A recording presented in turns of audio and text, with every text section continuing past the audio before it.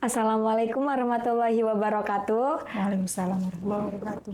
Kembali lagi bersama saya Nurul Mutiara Syifa selaku tim dari PSIPP ITB-AD Danun Institute. Sekarang saya bersama dengan Kak Zahra Amin. Halo Kak Zahra. Halo juga. Bagaimana kabarnya Kak Zahra? Alhamdulillah, baik. Alhamdulillah. Teman-teman, Kak Zahra Amin ini adalah direktur dari Media Mubadalah ID. Nah, kita akan mengenal lebih dalam nih mengenai Media Mubadalah ID dengan Kak Zahra Amin. Oke, masuk ke pertanyaan aja ya Kak Zahra Amin ya kita. Boleh. Yang pertama yang mau kami tanyakan adalah apa itu Media Mubadalah ID, Kak? Media Mubadalah ID adalah media representasi dari Kongres Ulama Perempuan Indonesia yang digagas atau didirikan oleh Dr. Fakhyuddin Abdul Qodir. Beliau merupakan pendiri Yayasan Fahmina dan Fahmina sendiri adalah satu dari 5 lembaga penyangga Kongres Ulama Perempuan Indonesia. Mubadalah ID itu berdiri sejak tahun 2017 atau pasca Kongres Ulama Perempuan Indonesia yang pertama. Gitu. Seperti itu, Kak. Dari sejak 2017 ya, berarti sampai sekarang itu sudah berapa tahun tuh, Kak? Sudah berapa tahun ya? 17 ke 2025. Sekitar mungkin 8 ya? 8 Iya, 8 tahun ya. 8 tahun. Sudah lama ya. Bisa diceritakan tidak, Kak, bagaimana nih proses lahirnya Media Mubadalah ID?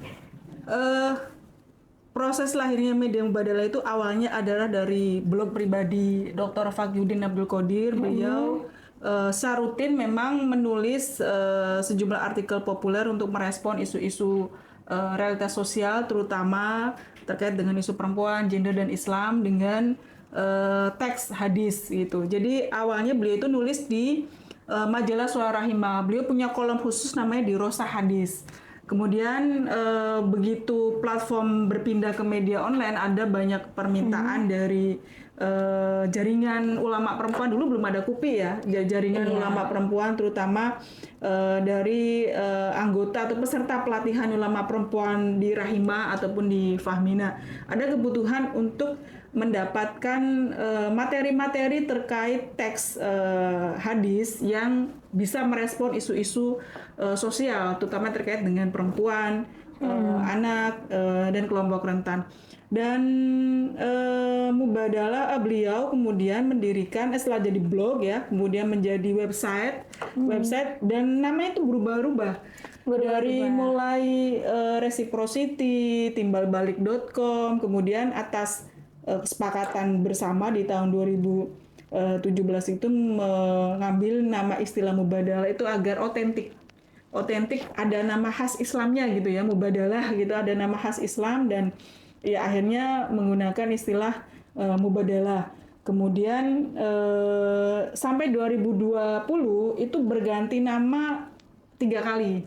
Dari mubadalah.com ternyata ketika kita googling di Google itu merujuk ke perusahaan minyak di Timur Tengah. Akhirnya kita menggunakan Mubadalah dengan double A, mubadalahnews.com dan mubadalah.com.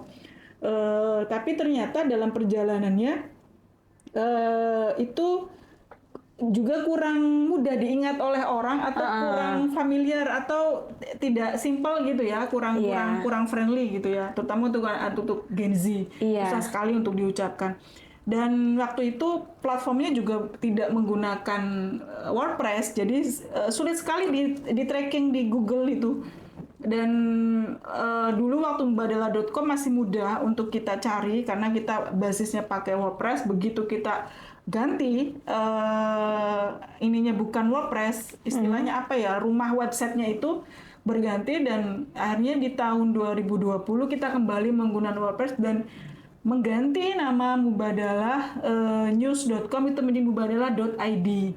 Karena saat itu kita ada kebutuhan untuk 2 tahun jelang KUPI kedua ini, kata kunci Mubadalah itu agar lebih mudah dicari di mesin pencarian Google, itu yang pertama. Yang kedua juga agar lebih familiar, kita merebut kata kunci Mubadalah, dan ini bisa juga disebarluaskan atau jangkauannya lebih meluas itu ya. Karena kita juga mulai menggunakan SEO friendly, mulai membumikan narasi-narasi mubadalah di media online gitu, di media digital terutama gitu. Oke. Kemudian apa sih yang melatar belakangi media Mubadalah ID ini menjadi ruang dialog publik tentang Islam dan kesetaraan, Kak? Di tahun-tahun 2017 itu ada satu ya, terjadi peristiwa politik identitas ya, apa sih namanya, Pilkada DKI Jakarta. Pilkada DKI Jakarta itu memunculkan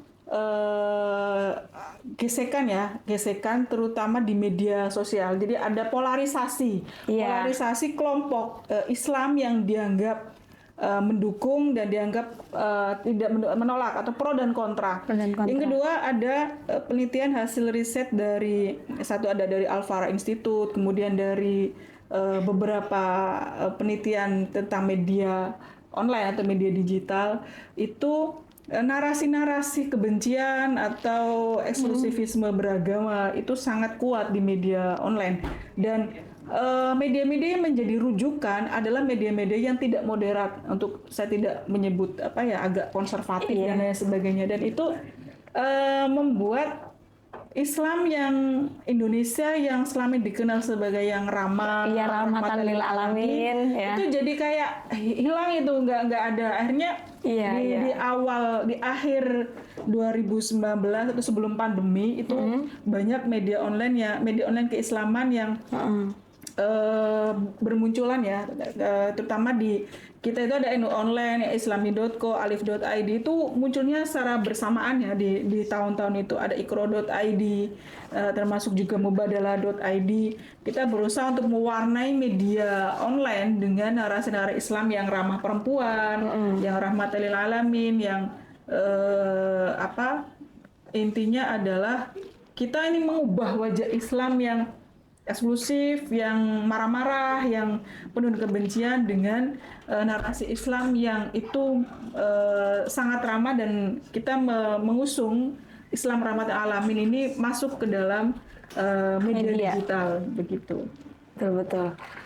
Mungkin yang terakhir ini ada apa sih Kak harapan Kakak sebagai direktur dari Mubadalah ID ini? Mubadalah ID ini kedepannya mau seperti apa dan harus seperti apa gitu? Saya sih berharap jangkauannya semakin luas ya, semakin banyak orang yang mengenal dan membaca Mubadalah. Tidak hanya sekedar menjadi wacana, tidak hanya sekedar membaca, tapi juga dipraktekkan dalam kehidupan sehari. Karena Mubadalah itu kan tidak hanya sekedar konsep, tidak hanya sekedar metodologi, tidak hanya sekedar perspektif, tapi dia juga mewujud dalam laku perbuatan kita sehari. Karena Mubadalah itu kan intinya ada kesalingan ya. Itu adalah membangun relasi, tidak hanya relasi laki-laki dan perempuan, relasi personal, tapi juga relasi suami istri dalam hubungan perkawinan atau relasi marital. Kemudian ada relasi parenting atau keluarga. Parenting antara orang tua dan anak, anak dan orang tua. Terus ada relasi tadi familial ya, keluarga. Terakhir relasi sosial. Ini yang belum banyak dibahas, terutama relasi sosial antara muslim dan non muslim, antara pemerintah dan warga negara, antara kelompok mayoritas dan minoritas, itu bagaimana relasi-relasi mereka yang dibangun dalam kehidupan bermasyarakat, bernegara, berbangsa. Kita harus hidup saling berdampingan, saling bekerja sama, saling menguatkan, saling membantu. Itu menurut saya sangat keren sekali ketika narasi-narasi Mubadalah itu juga dipraktekkan dalam kehidupan sehari-hari. Kayaknya Indonesia kan damai gitu. Indonesia kan damai kan, tagline Mubadalah kan selain inspirasi keadilan relasi yang adil, juga bahagia membahagiakan. Bahagia membahagiakan ini tidak hanya egois kita bahagia diri sendiri, tapi bagaimana orang lain juga merasa bahagia dengan kehadiran kita, itu sih. Baik Kak Zahra, selanjutnya saya sangat tertarik nih dengan bagaimana sih cerita awal mula Kak Zahra ini bisa ada keterikatan dengan Mubadalah ID. Bagaimana awal mengenalnya gitu. Apalagi melihat ternyata Kak Zahra ini tidak ada hubungan kekeluargaan sama sekali dengan Dr. Fakihudin Abdul Qadir LC ya. Ya, jadi awal mula saya kenal Mubadalah itu saya ikut kongres KUPI pertama di bulan April 2017 di Pondok Pesantren Kebon Jambu. Saya daftar sebagai peserta KUPI pertama. Lalu saya menulis di Facebook. Biasanya kan saya setiap kali mengikuti kegiatan apapun selalu membuat catatan refleksi. Saat itu saya ikut kelas Ibu Lis Markus. Temanya adalah tentang pernikahan anak atau perkawinan anak ya. Saya merefleksikan cukup panjang di Facebook, kemudian di komentar oleh Ibu Lis Markus. Zahra, terima kasih komentarnya ya. Terima kasih sudah menuliskan proses diskusi isu perkawinan anak di KUPI pertama. Boleh ya saya posting untuk website Rumah Kitab. Saat itu Bu Lis masih menjadi direktur Rumah Kitab. Saya senang karena saya sudah lama tidak menekuni kembali dunia tulis-menulis karena dulu sebelum 2017 saya sempat menjadi guru ya di lembaga pendidikan. Itu lembaga pendidikan punya keluarga. Saya 8 tahun diminta menjadi tenaga pengajar ya, guru di lembaga pendidikan sekolah menengah kejuruan. Sebelum itu saya pernah menjadi jurnalis atau wartawan di Radar Cirebon selama 2 tahun. Jadi ketika Bu Lis Markus meminta tulisan saya masuk ke website Rumah Kitab, saya merasa diapresiasi dan merasa bangga. Kemudian melalui Facebook itu Pak Fakih kemudian kirim pesan di inbox di Messenger gitu. Boleh dong nulis untuk Mubadalah. Terus saya nanya, Mubadalah itu apa? Oke, saya kirim aja nomor WA. Kita lanjut aja komunikasi di WhatsApp. Akhirnya saya hubungin beliau, Pak, Mubadalah itu apa? Terus beliau menjelaskan, Mubadalah itu media online berisi ini. Nanti kamu datang aja deh ke Fahmina. Akhirnya bulan Juli 2017, Juli akhir itu, saya berkesempatan bertemu langsung dengan beliau di Yayasan Fahmina di Majasem. Kemudian beliau menawarkan saya untuk nulis rutin setiap minggu sekali menjadi kontributor, dan saya penuhi permintaan beliau dan random. Dulu itu yang penting kamu nulis, tidak ada target harus isu tertentu, harus tema. Yang penting kamu tulis apa saja, yang penting soal relasi keluarga, relasi kamu dengan suami, relasi kamu dengan anak, parenting, pokoknya nulis apa saja. Nanti pelan-pelan beliau yang akan memasukkan perspektifnya itu. Pelan-pelan beliau yang tolong tambahkan ini, tolong tambah referensi ini, tolong edit ini. Beliau akan itu lewat WhatsApp aja. Jadi saya komunikasi intens dengan beliau lewat WhatsApp. Ya, kemudian akhirnya 2 tahun saya menjadi kontributor ya. Kuncinya adalah konsisten. Beliau kadang beliau lupa, tidak menagih tulisan, tapi saya tetap nulis, saya tetap kirim. Sampai beliau tuh numpuk chatnya. Terus maaf ya, kamu langsung kirim aja ke dulu Bang Ocid ya yang mengelola Mubadalah itu. Saya langsung kirim ke Bang Ocid. Namanya Abdul Rosidi, sekarang beliau mengelola Umar Ramah.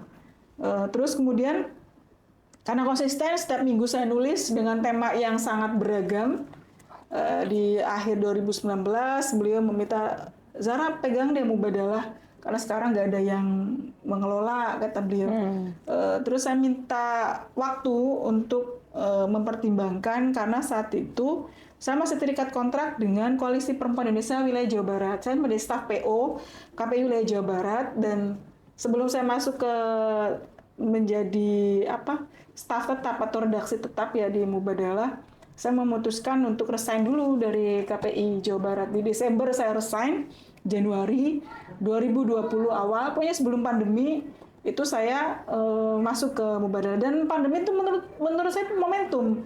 Karena orang kan interaksinya ke media digital semua, dan kita bikin event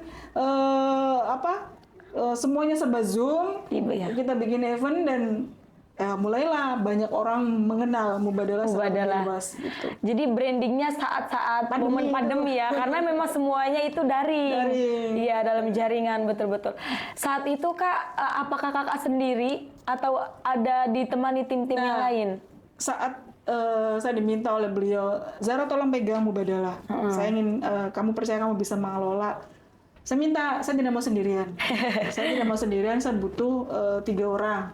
Satu yang backup di website, satu di media sosial, dan satu nanti di manajemen itu keuangan.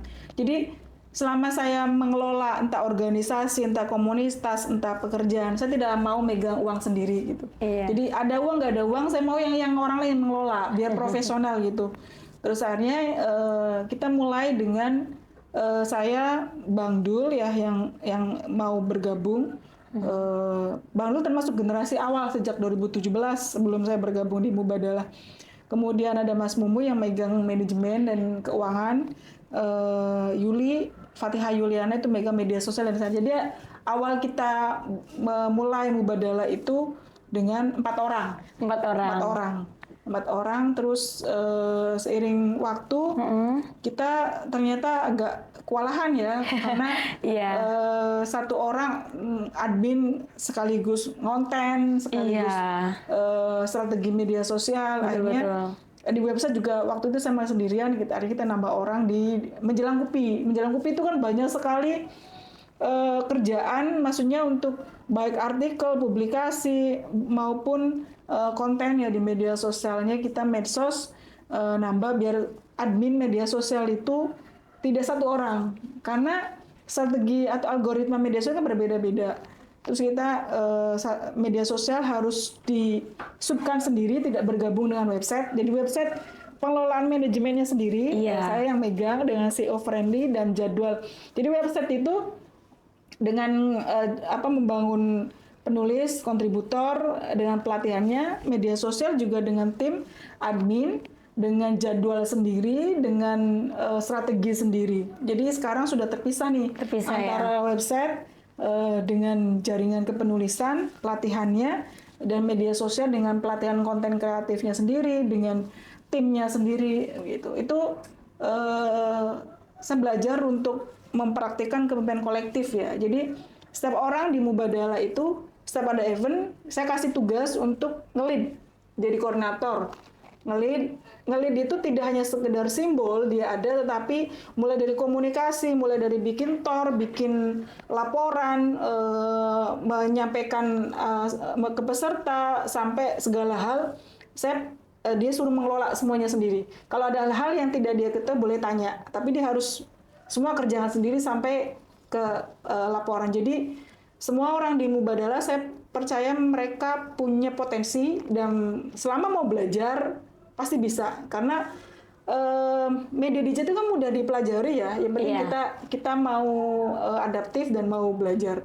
Dan saya senang sistem kerja yang seperti itu sudah terbangun dari saya sejak awal masuk itu ya 2020 kepemimpinan kolektif itu kita praktekkan karena Pak Fakih sendiri sebagai founder, sebagai pendiri itu tidak pernah mengintervensi, tidak pernah mengatur. Yang penting controllingnya ya di WhatsApp grup itu kalau ada hal-hal yang butuh beliau ya kita sekedar laporan ya Pak, kita mau begini-begini, kita sudah melakukan ini dan ini hasilnya. Dan beliau akan apresiasi dan mendukung. Dan ketika ada hal yang kami tidak mau mengambil otoritasnya, misalkan ada isu yang perlu otoritas yang lebih tinggi, MMUPI, ya kita komunikasikan. Pak, ini ada isu yang terbaru misalkan kontroversi soal isu P2GP atau soal aborsi atau soal apa. Nah, itu pasti referensi atau rujukannya kita langsung ke Majelis Musyawarah UPI. Dalam hal ini ya beliau, Kiai Fakih, ada Bunya Nur Rofi'ah atau Bunya Badriah Fayumi. Jadi Mubadalah itu hanya media untuk menyampaikan. Nah, orang yang menyampaikannya itu harus punya otoritas karena masyarakat kita itu sampai hari ini masih melihat otoritas keagamaan itu punya stempel apa ya? Stempel legitimasi, stempel ya Indonesia lah. Orang pasti akan selalu merujuk ke MUI. Kalau di Muhammadiyah Majlis Tarjih. Kalau di NU ya Syuriah atau PBNU Bahasa Hasil Basul Masaib. Sama di KUPI. Sebenarnya bukan karena kita tidak percaya diri ya untuk menyampaikan, tapi kita harus melihat kultur masyarakat Indonesia yang memang masih menganggap otoritas agama itu punya legitimasi dan punya pengaruh yang bisa dipercaya oleh masyarakat secara umum. Jadi tugas media Mbadala itu ya kita hanya menyebarluaskan gagasan, pendapat, opini dari ulama-ulama perempuan yang ada di jaringan KUPI. Mereka yang punya otoritas itu. Tagline lainnya adalah kehadiran Mubadalah itu adalah meneguhkan otoritas ulama perempuan. Jadi kalau ulama perempuannya belum dikenal, ya tugas kita untuk memanggungkan mereka menjadi lebih dikenal oleh orang dan menjadi rujukan oleh banyak orang, begitu. Nah kalau sampai hari ini 8 tahun ya Mubadalah berjalan, kita masih sustain, masih ya karena kepemimpinan kolektif itu membuat setiap orang akhirnya merasa diorangkan, merasa dia punya dikasih kepercayaan, punya kepercayaan dan dia punya otoritas, akhirnya dia bisa mengajak teman-teman yang lain untuk ikut bergabung. Jadi kita itu ada jaringan kontributor Mubadalah itu sekarang sudah hampir 400 sampai hampir 500 yang tergabung di grup, itu ada hampir 250 kontributor, dan setiap ada isu apapun saya selalu menyapa mereka, ini ada isu, ini ada event, ini ada kegiatan, dan clue-nya di KUPI itu kan satu kali kita ikut kegiatan KUPI tergabung dalam grup itu kita akan terus terkoneksi, kita akan terus terkoneksi, dan ketika kegiatan KUPI 3 nanti itu akan menjadi momentum mengumpulkan semua yang berserakan ini, jaringan-jaringan berserakan ini pasti akan mengumpul. Nah itu salah satu jadi daya tarik Mubadalah itu, satu, kita terkoneksi dengan jaringan KUPI seluruh Indonesia, tidak hanya Indonesia tapi juga global. Jadi semacam portofolio ketika kamu aktif di kegiatan Mubadalah atau kegiatan KUPI, entah aktif nulis, entah aktif berkegiatan berjejaring, minimal ketika mengakses beasiswa, PDP, mengakses kesempatan untuk belajar ke luar negeri, pas short course atau apa, ada rekomendasi. Nah, rekomendasi dari jaringan KUPI itu kan kuat legitimasinya, terutama beliau-beliau yang berada di posisi strategis ya, posisi strategis di level nasional itu punya semacam kartu ya, tiket seseorang untuk bisa naik kelas ya, naik tingkat. Jadi bisa memberi akses seseorang atau siapapun yang aktif di Mubadalah atau di KUPI untuk mengakses kesempatan yang lebih, membuka pintu-pintu lainnya gitu, membuka kesempatan yang lainnya. Jadi dia bisa menjadi portofolio untuk mengajukan beasiswa, untuk mendapatkan kesempatan short course di luar negeri. Karena saat ini ya tetap rekomendasi dari pemengaruh atau dari orang-orang yang punya otoritas kebijakan terutama di level nasional, apalagi di level internasional, itu sangat pengaruh sekali. Karena itu bagian dari kepercayaan kan ya, trust kita terhadap seseorang, bagaimana dia integritasnya, bagaimana perspektifnya, bagaimana kepribadiannya, itu kan orang yang merekomendasikan kan orang yang paling tahu ya, seseorang itu layak atau tidak mendapatkan beasiswa itu, layak atau tidak didorong atau didukung. Karena regenerasi itu pasti, yang tua pasti mati gitu ya. Bukan berarti saya mendoakan. Harus ada pergantian ya Kak ya. Saya juga sadar bahwa mungkin saya tidak akan selamanya di Mubadalah. Pasti saya harus terus merawat kader-kader baru, anggota-anggota baru, politikus baru, agar transformasi ide, gagasan dari para sesepuh ini akan terus konsisten, terus dinamis itu ya. Terus dirawat, terus berkelanjutan itu ya, sampai ke generasi-generasi berikutnya. Agar jangan sampai gagasan Kefaki tentang Mubadalah itu hanya berhenti di aku. Betul. Atau berhenti di Nurul, atau berhenti di Yuli, berhenti di PSIPP ITB. Jangan, itu biar terus mengalir kemana-mana gitu ya. Biar dikenal oleh banyak orang, karena sesuatu hal yang baik, saya percaya itu juga akan direspon dengan baik oleh semua orang yang punya niat baik untuk melakukan perubahan yang lebih baik di negara ini, di negeri ini gitu. Tadi sudah disinggung mengenai regenerasi ya Kak ya. Jika ingin diketahui nih mekanismenya dari awal, bagaimana sih regenerasinya itu? Tadi kan ada kontributor juga tuh, itu bisa dijelaskan Kak? Saya tuh dulu awal sebelum Mubadalah punya sistem ya. Jadi saya tuh meminjam istilahnya Bunya Badriah Fayumi ya. Ada pola. Pola itu adalah hal yang kita lakukan sehari-hari. Itu pola. Jadi bangun tidur sampai mau tidur. Karena itu kan pola ya. Ada sistem. Ketika pola ini sudah terbangun, dia akan menjadi sistem. Secara sendiri, dengan sendirinya kita akan terbiasa. Itu kan sistemnya. Kita terbiasa bangun pagi, terbiasa bekerja, terbiasa. Nah, ketika sistem itu sudah jalan, akan menjadi ekosistem. Siapapun yang bekerja di media ini, di Mubadalah, akan ikut dengan sendirinya. Karena kita sudah punya sistem, sudah punya ekosistem yang terbangun.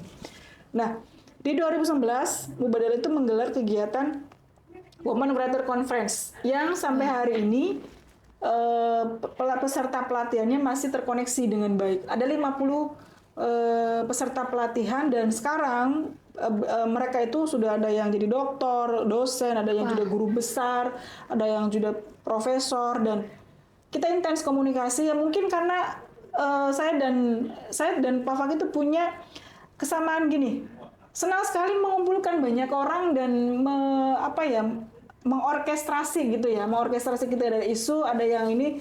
Tapi bukan kita yang mengambil peran, orang lain. Jadi istilahnya apa ya, memanggungkan orang gitu ya, memberi kesempatan. Kita menjadi wadah ya kayak. Jadi kita hanya memantik gitu. Ini loh ada ini, yang lain yang ikut meramaikan ya, mengorkestrasi. Nah, keberhasilan Women Writer Conference 2019, saya ingin itu menjadi sistem pelatihan kepenulisan Mubadalah, dan menjadi jadi 1 tahun sekali kita ada akademi Mubadalah. Dulu Women Writers Conference diprotes sama penulis laki-laki.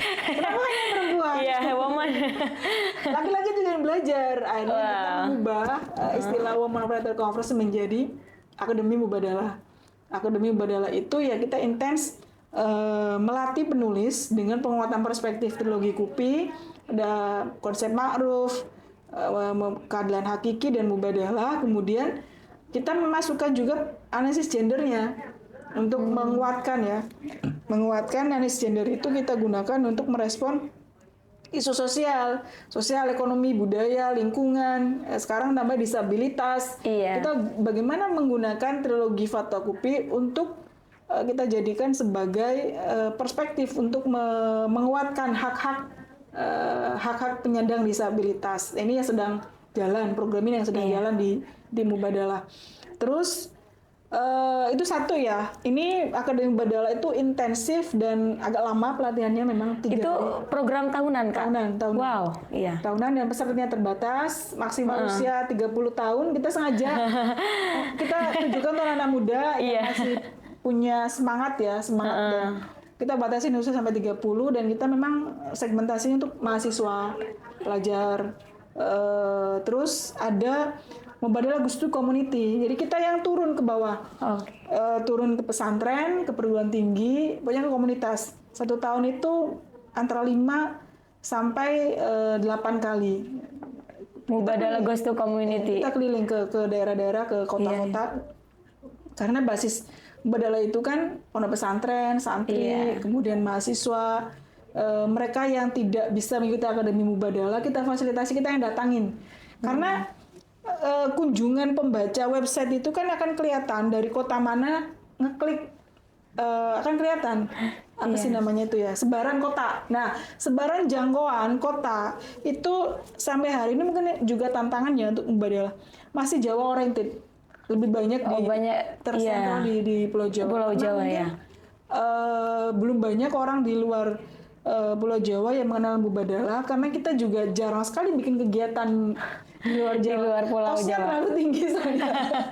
Kosnya terlalu tinggi. Paling jauh itu kita di Bengkulu, di Sumatera, lalu di Lombok, di Nusa Tenggara Barat. Itu yang paling jauh, dan sampai hari ini aktif mereka menulis.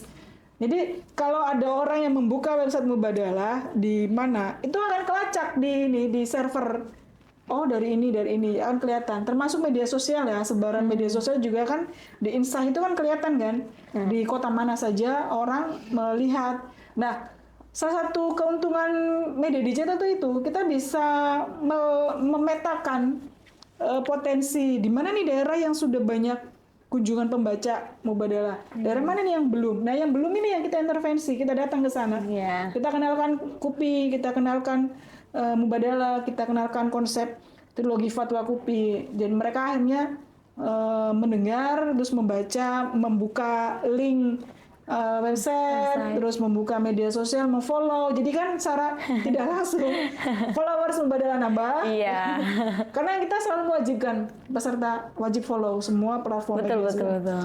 Jadi itu mungkin salah satu strategi jangkauan, penyebaran, merawat jaringan KUPI, merawat kontributor juga gitu.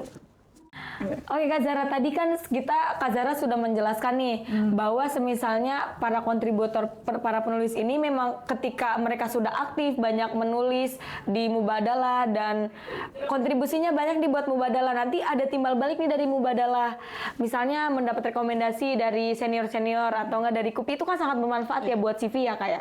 Tapi apakah setelah mendapatkan keuntungan itu ada kewajiban juga untuk mengabdi kembali kepada Mubadalah itu? Nggak ada, jadi ya semua akan kembali ke masing-masing orang ya, masing-masing orang. Meskipun ada yang kalau ada orang Indonesia ada ketimuran ya, ketika mereka ke Cirebon pasti akan mampir ke sini. Meskipun tidak kantor Mubadalah, ke Faki bertemu langsung, atau ketika kita kunjungan ke daerah ada kegiatan atau pelatihan Mubadalah, itu mereka ya minta ketemu hanya sekedar untuk berbagi, memberikan oleh-oleh atau apa, yang ngobrol lagi. Jadi koneksinya lebih kita seperti keluarga. Jadi, kekeluargaan ya Kak ya. Betul, jadi kita disambut dengan baik. Setiap kali ada orang berkunjung ke Mubadalah juga kami menyambutnya dengan baik. Kami ngobrol, kami makan bersama. Itu bagian dari kami merawat jejaringan itu, jaringan baik kontributor maupun semua orang yang mengenal Mubadalah, mengenal KUPI, itu kita merasa bagian dari satu keluarga gitu ya. Gimana artinya satu keluarga, kita harus saling mendukung ya, mendukung satu sama lain gitu. Ya berarti sebenarnya tidak ada kewajiban secara rigid gitu ya. Setelah mendapatkan keuntungan dari Mubadalah harus seperti ini, mungkin seperti menggantikan kakak, tugas kakak gitu nanti regenerasi, tidak ya. Iya. Untuk regenerasi tim dari Mubadalah sendiri itu seperti apa Kak? Biasanya meskipun itu syarat yang tidak tertulis, tetapi saya untuk tim di Mubadalah di internal harus alumni pelatihan Fahmina atau Mubadalah, pelatihan menulis Mubadalah ya, dan pelatihan Dauro Kadul Ulama Perempuan di Fahmina. Karena secara perspektif dia pasti sudah clear ya, sudah selesai lah, sudah paham lah ya dengan konsep KUPI, dengan gerakan KUPI, dengan prinsip KUPI, dengan penulisan artikel populer, dan semua orang yang aktif di Mubadalah itu semuanya bisa nulis, minimal nulis secara sederhana artikel populer gitu ya. Dari mulai tim medsos kayak si ada Fevi, Aida, Fitri. Fevi alumni Women Writer Conference 2019. Fitri alumni pelatihan penulisan artikel populer 2017. Si Aida juga alumni pelatihan Mubadalah virtual class itu waktu pandemi. Semuanya ikut pelatihan di Mubadalah. DKUP juga Fitri, Aida, Fevi itu ikut DKUP tahun 2021. Semua saya ikutkan, suruh aktif karena itu akan membantu secara tidak langsung ya, membantu saya untuk minimal secara perspektif ketika ada kontributor penulis maupun kontributor konten kreatif itu secara perspektif mereka sudah clear gitu ya, sudah bisa memahami, mendudukkan bagaimana konsep Mubadalah, keadilan hakiki, konsep ma'ruf itu sudah otomatis gitu ya. Jadi kayak semacam gini loh, semacam radar gitu ya. Saya juga ketika menemukan artikel yang bias gender, otomatis nih saya tolak. Atau yang timpang gitu ya, yang kok nggak adil banget sih, kok semuanya salah perempuan misalnya, perempuan harus begini, otomatis tuh. Jadi sudah menjadi alat ini ya, alat kita untuk mendeteksi ya, oh, ini nggak oke nih, ini nggak bagus, ini nggak ramah perempuan nih. Jadi itu sudah otomatis ya menjadi bagian dari diri kita gitu. Ya, berarti timnya dilihat dari orang-orang yang memang sudah paham dan sudah mengikuti pelatihan-pelatihan dari Mubadalah itu sendiri ya Kak. Untuk domisili, apakah ada ketentuan, misal dari luar, ini kan Mubadalah kan memang pusatnya di Cirebon ya. Apakah tim Mubadalah ini ada yang misalnya dari luar Cirebon itu sendiri, Kak? Kalau tim inti, tim redaksi itu ya antara Indramayu Cirebon ya yang dekat. Karena memang dulu saya menginginkan, tidak hanya saya ya, sebenarnya Pak Fakih juga. Kalau bisa yang ngantor, bisa ngantornya kita kan di sini. Betul. Minimal 1 minggu 1 kali atau 1 minggu 2 kali. Kalau mau ada event, mau ada kegiatan, kita bisa hampir setiap hari nih ngumpul di sini. Betul. Karena meskipun sudah ada WhatsApp group, sudah ada Zoom, sudah ada Google Meet misalkan, ketika ada kondisi darurat harus ketemu, harus rapat gitu, tapi tetap tidak bisa menggantikan pertemuan tatap muka langsung. Betul. Karena ya tidak selesai, jangan rasa tidak selesai kalau via meeting online itu harus ketemu, dan kita hanya bisa ada interaksi gitu kan. Kalau ketemu itu ada interaksi, ada gestur, ada sesuatu yang hanya bisa kita selesaikan ketika ketemu langsung gitu. Seperti itu ya, Kak. Kalau kontributor sih bebas ya. Iya, kontributor penulis ya, Kak ya. Bahkan ada juga dari luar negeri, terutama mahasiswa Indonesia yang sedang kuliah di Mesir, di Thailand, kita ada di Turki. Mereka sedang ada yang di Australia juga, ada yang sudah S2, S3 di luar negeri. Ya, jangkauannya sangat luas sekali ya, Kak. Oke, sekarang kita bergeser sedikit nih kepada kontributor ya. Untuk memantik semangat kontributor menulis itu, apa strategi dari tim Mubadalah ini, Kak? Tadi ya, selain kita memberi akses jaringan KUPI, iya betul, selain itu ada benefit menambah portofolio untuk bisa mengakses beasiswa atau apapun ya, pelatihan-pelatihan di luar. Juga ada honorarium yang meskipun tidak besar, 50.000 per artikel, tapi dengan syarat pembaca minimal 1.000. Jadi kontributor juga punya tanggung jawab atau kewajiban ya untuk share dan repost artikel dia agar pembacanya juga naik gitu. Jadi secara tidak langsung semakin banyak orang yang akan berkunjung ke website Mubadalah gitu. Ya. Nanti ada honorariumnya ya, Kak ya. Iya. Karena memang sebenarnya yang penting itu kan substansi dari artikelnya itu, tapi kan di samping itu juga ada semacam apresiasi. Iya betul, semacam apresiasi ya. Tahu lah, nulis itu susah. Betul. Apalagi nulis dengan perspektif. Iya. Nulis dengan perspektif itu lebih susah lagi. Misalnya ada effortnya lah ya. Betul. Referensi, ada rujukan gitu kan lumayan. Untuk pemilah-milihan artikelnya itu apakah ada tim tersendiri atau memang orang-orang yang sering menulis di Mubadalah ini memang sudah terpercaya gitu, artikelnya sudah pasti diterima gitu? Kalau yang alumni pelatihan ya mungkin standarnya tidak terlalu tinggi. Maksudnya ya sudah paham lah, sudah ikut pelatihan, sudah tahu. Kontributor luar juga terbuka kita untuk menerima tulisan mereka, tapi dengan ada standar minimal perspektif Mubadalah, rujukannya adalah rujukan dari ulama perempuan jaringan KUPI. Ketiga, isu yang sedang viral, aktual. Isunya sedang merespon isu yang kekinian. Betul. Jadi di website itu naiknya cepat gitu. Kalau yang isu timeless yang lama-lama ya saya lebih memilih kontributor tetap Mubadalah ya, karena mereka lebih bisa kita percaya karena selesai artikel itu mereka nulis sudah SEO friendly. Saya tidak terlalu banyak ngedit gitu. Tapi kalau kontributor luar, saya perlu waktu lama untuk ngedit, baik mendudukan perspektif maupun CEO-nya. Tapi kalau alumni pelatihan Mubadalah, itu mereka kita bekali dengan perspektif, yang kedua dengan CEO. Jadi CEO-nya itu sudah selesai gitu. Jadi saya tidak terlalu banyak mengedit tulisan mereka. Itulah ya perbedaan antara kontributor yang memang mengikuti pelatihan dan kontributor dari luar gitu ya. Oke teman-teman, mungkin ini tadi pertanyaan terakhir ya untuk wawancara kita bersama Kak Zahra Amin. Terima kasih Kak Zahra Amin atas kesempatannya. Semoga wawancara dengan Kak Zahra Amin ini bisa bermanfaat ya. Jangan lupa teman-teman kunjungi media Mubadalah ID, di sana banyak tulisan-tulisan. Follow juga, betul. Instagram ya ada. Kemudian ada apa lagi Kak? Ada TikTok. Ada TikToknya, ada YouTube. Iya, oke. Jangan lupa ya teman-teman, cukup sekian dari kami. Terima kasih. Assalamualaikum warahmatullahi wabarakatuh. Waalaikumsalam warahmatullahi wabarakatuh. Terima kasih Kak. Sama-sama.